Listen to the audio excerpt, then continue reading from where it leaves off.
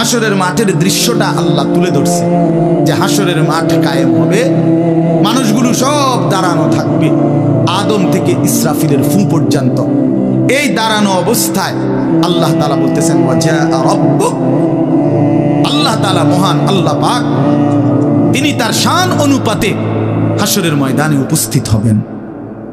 ওয়াল মালাকু সাফফান সাফফা, কোটি কোটি ফেরেশতা সারিবদ্ধভাবে লাইন ধরে দাঁড়াবে, চারদিকে কোটি কোটি ফেরেশতা, মহান আল্লাহ পাক উপস্থিত আর মানুষগুলো সব দাঁড়ানো। এই কল্পনা আসলে এবার কি হবে আল্লাহ বলেন ওয়াজি আয়াউমা ইদিন জাহান্নাম।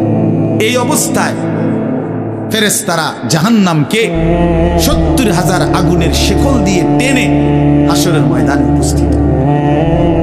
মানুষগুলো সচক্ষে জাহান্নামকে দেখবে।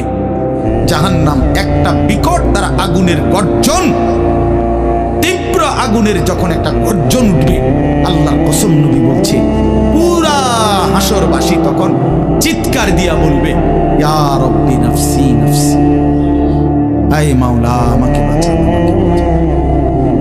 এই প্রথম হাসরবাসী কথা বলবে, তাফসীরে আছে হাদিসে, মানে প্রথম চুপচাপ দাঁড়ায় থাকবে, কিন্তু জাহান্নামকে যখন দেখবে, জাহান্নামের চিৎকার যখন শুনবে, তখন পুরা হাসরের ময়দানে চিৎকার উঠবে ইয়া রব্বি নাফসি নাফসি, আল্লাহ আমাকে বাঁচাও।